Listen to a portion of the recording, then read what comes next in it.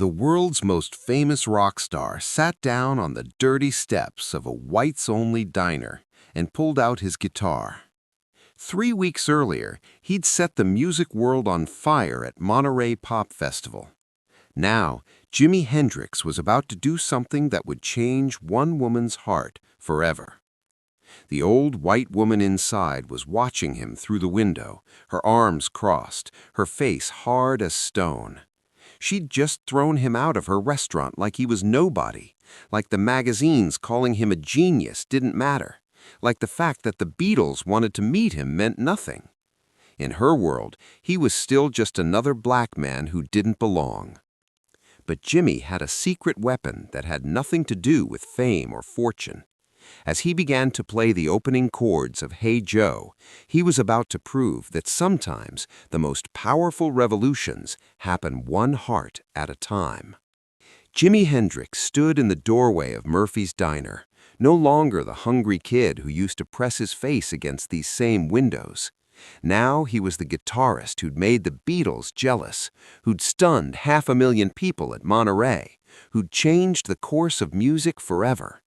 But in this moment, in his hometown of Seattle, none of that mattered. He was still just another black man being told he didn't belong. It was July 15th, 1967. 3 weeks had passed since Jimi's legendary performance at the Monterey Pop Festival, where he'd literally set his guitar on fire and instantly became an international sensation. The whole world was talking about this wild guitarist from Seattle who'd taken rock music to places it had never been before. But Seattle hadn't changed. Jimi had returned home for a brief visit between tours, hoping to reconnect with the neighborhood where he'd grown up poor and overlooked. He'd walked these same streets as Jimi Hendrix, before the fame, before London, before everything changed. He remembered being the left-handed kid who couldn't afford a real guitar, who'd strummed a broom handle and dreamed of making music that would move people's souls. Murphy's Diner had always been a symbol of everything he couldn't have. Located on the corner of Pine and Belmont, it was the place where the white families in the area came for Sunday breakfast, for birthday celebrations, for the kind of normal American life that felt completely out of reach for a black kid from a broken home. As a child, Jimi would walk past Murphy's every day on his way to school. Sometimes, when he had a few minutes to spare and nowhere else to be, he'd stand outside and watch through the windows.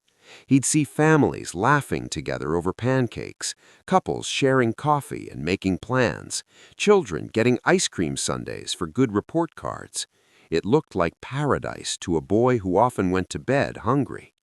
Someday, young Jimi had promised himself, "I'll be able to go anywhere I want. Someday, I'll be important enough that these signs won't matter." Now someday had come. Jimi stood in Murphy's doorway, 24 years old and world famous, wearing the embroidered jacket that had become his trademark, his hair defying gravity in a perfect afro. He'd just spent 3 weeks doing interviews where reporters called him a genius, a revolutionary, the future of music. Rolling Stone had put him on their cover. The Beatles had asked to meet him. But Mary Murphy, the 63-year-old owner of Murphy's Diner, looked at him like he was still that poor black kid pressing his nose against her window. "Ma'am," Jimi said quietly, his voice carrying that distinctive blend of politeness and power that had charmed audiences from London to Los Angeles. "I think there might be some confusion. I'm Jimi Hendrix." Mary's expression didn't change. She'd run this diner for 37 years, taken it over from her father, who'd established the whites-only policy back in 1923. She'd served 3 generations of white Seattle families, and she wasn't about to change now, no matter who this man thought he was. "I don't care if you're the King of England," Mary said, crossing her arms. "We have rules here, always have, always will." The diner fell silent. The morning customers, mostly working-class white folks having their usual breakfast before starting their day, turned to watch.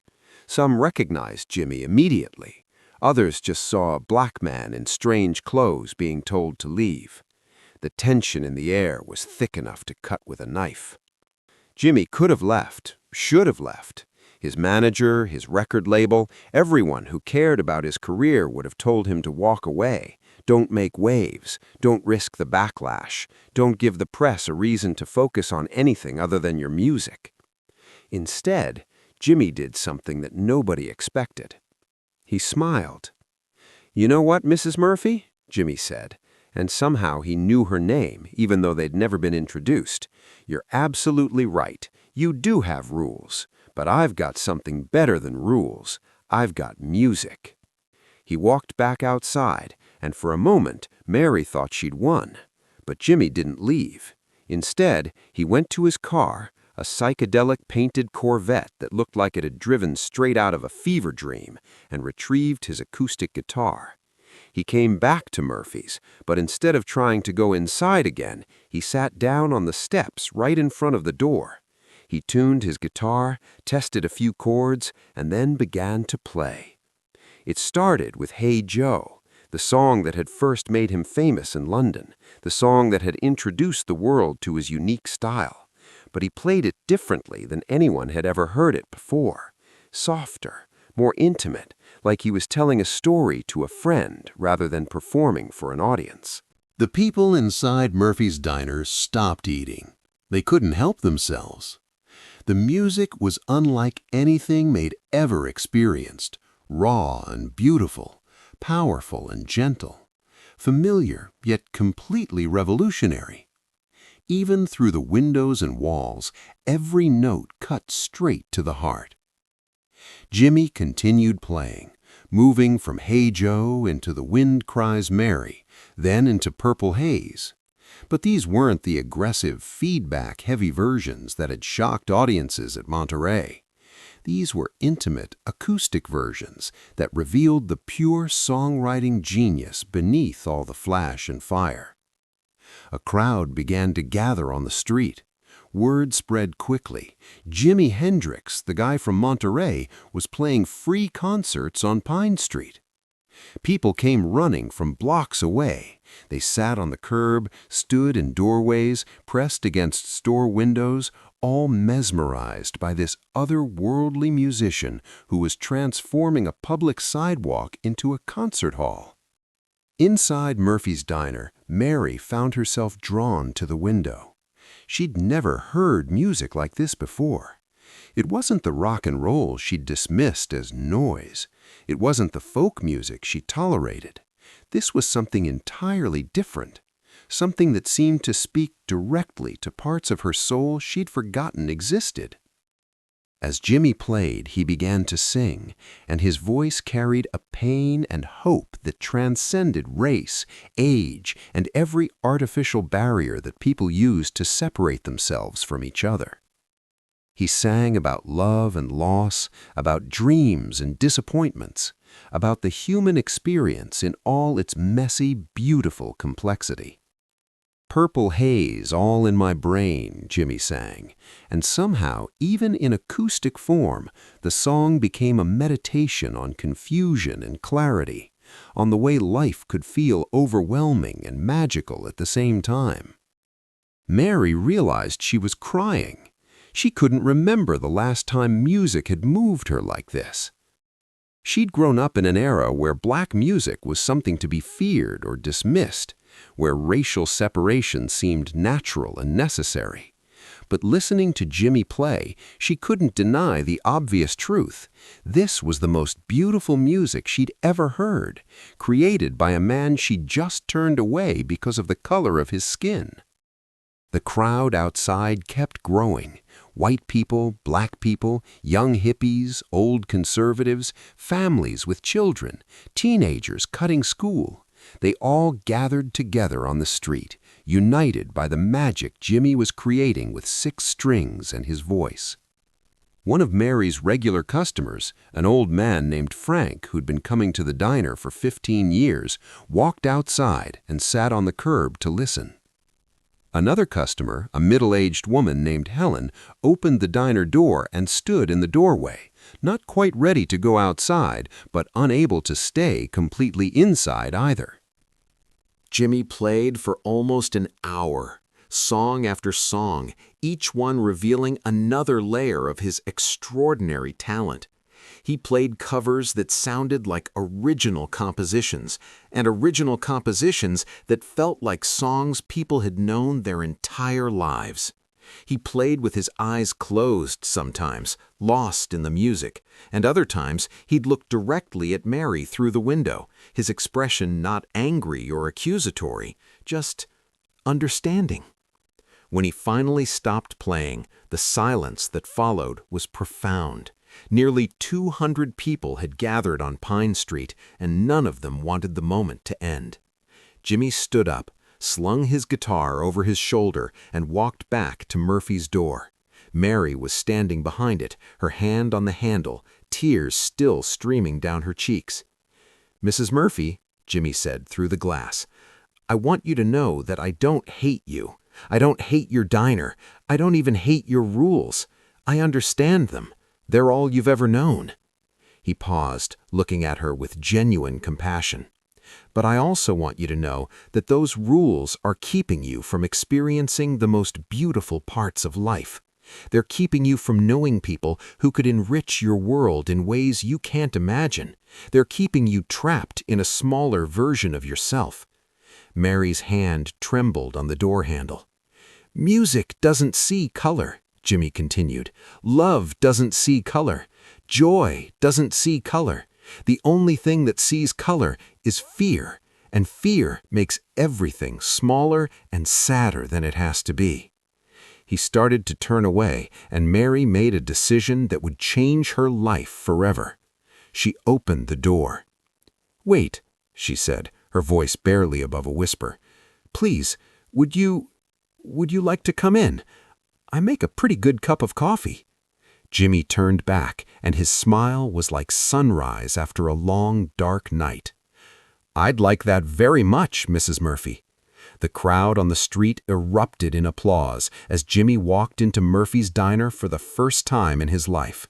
Mary personally served him coffee and pie, her hands shaking slightly as she set the plate down in front of him. "I'm sorry," she said quietly. "I'm sorry for the rules. I'm sorry for everything." "There's nothing to apologize for," Jimmy replied gently. "There's only something to celebrate. Today, everything changes. Today, we choose love over fear." Mary reached up to the wall behind the counter and took down the whites only sign that had hung there for 44 years. Without a word, she walked outside and threw it in the garbage. When she came back inside, she found a piece of paper and a pen. In her careful handwriting, she wrote, "All are welcome here." She hung it in the same spot where the old sign had been. The transformation of Murphy's Diner was immediate and remarkable. Word spread through Seattle's black community that there was finally a place on Pine Street where everyone could eat together. But more than that, it became known as the place where Jimi Hendrix changed someone's heart with nothing but music and kindness. Musicians began coming to Murphy's, knowing it was special. When they were in town, they'd stop by for coffee and conversation. Sometimes they'd bring their guitars and play informal concerts right there in the diner. Mary's place became a cultural hub, a symbol of what could happen when people chose connection over separation. Jimmy returned to Murphy's every time he came back to Seattle. He'd sit at the counter, drink Mary's coffee, and talk with her for hours about music, life, and the ways people could overcome their differences. They became unlikely friends, the elderly white diner owner and the revolutionary black rock star, united by a moment when music had revealed the truth that lay beneath all their surface differences. When Jimmy died tragically in 1970, Mary was devastated. She'd lost not just a customer, but someone who had fundamentally changed her understanding of what it meant to be human. She kept his favorite booth reserved for an entire year with a small sign that read, "In memory of Jimi Hendrix, who taught us all to love." Mary Murphy ran her diner for another 23 years until she was 86 years old. Every single day, the "All are welcome here" sign hung prominently behind the counter. She told the story of Jimi Hendrix and the afternoon that changed her life to anyone who would listen, thousands of people over the decades, each hearing about the day when music broke down barriers that had seemed permanent. When Mary finally retired in 1990, she donated the diner to the city of Seattle with one condition: the new owners had to promise to keep the "All are welcome here" sign exactly where she'd placed it. They agreed, and Murphy's Diner continued operating as a symbol of what could happen when someone chose love over fear. Today, Murphy's Diner is still open on Pine Street in Seattle. The "All are welcome here" sign still hangs behind the counter, a bit faded now, but still clearly readable.